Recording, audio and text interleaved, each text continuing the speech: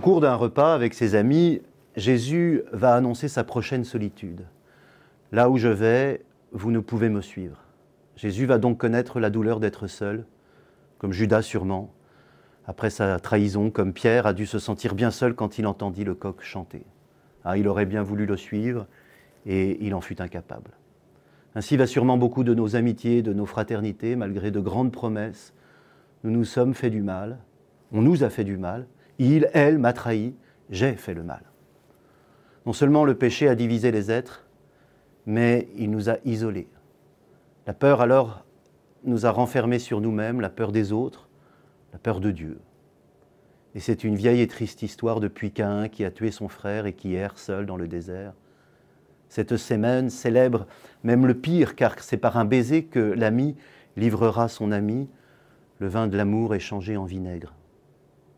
Et pourtant, un disciple, un bien-aimé, se penche sur la poitrine de Jésus comme une ultime tendresse. Jésus lui communique ainsi ses secrets, pas de face à face comme au jour de la transfiguration, mais un véritable cœur à cœur. Mieux encore, Jésus vient briser le cercle de l'isolement en se donnant en nourriture. Ce pain, dit-il, c'est moi, c'est mon corps, ce pain, c'est quelqu'un, l'Eucharistie est cette présence réelle de Dieu dans nos solitudes. Nous aussi, jeudi soir, allons communier pour traverser avec lui nos solitudes. Il passe en nous, pour nous, c'est son passage, c'est sa Pâque. Et par lui et avec lui, nous traverserons toutes sortes de dangers. Attention cependant, prévient l'évangéliste, car lorsque Judas prit la bouchée, Satan entra en lui.